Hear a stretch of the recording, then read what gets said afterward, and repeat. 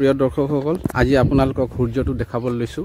এয়া অসমৰ আকাশত, উজনি অসমৰ আকাশত এয়া দেখা গৈছে। হয়তো সৰ্বত্ৰ অসম বা সৰ্বত্ৰ ভাৰতবৰ্ষতো দেখিবলৈ পোৱা যাব পাৰে।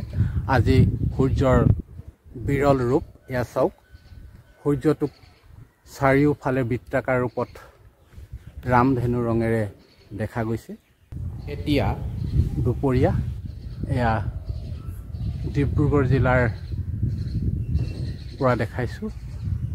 এয়া ডিব্ৰুগড়ৰ আকাশত সূৰ্যটোৰ ৰূপ, ৰামধেনু সদৃশ এটা বৃত্তই সূৰ্যটোক আৱৰি ধৰিছে।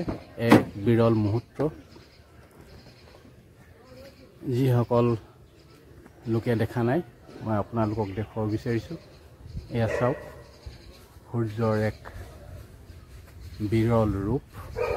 সূৰ্যটোক এটা ৰামধেনু ৰঙৰ বৃত্তই আৱৰি ধৰিছে। এয়া এক বিৰল মুহূৰ্ত।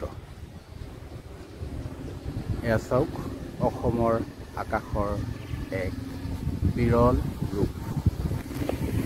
এক দুৰ্গম যাত্ৰা, সূৰ্যত উত্তাপ বিচাৰি আমাৰ যাত্ৰা। চন্দ্ৰৰ পোহৰৰ দৰে আমি দিম স্বচ্ছ বাৰ্তা।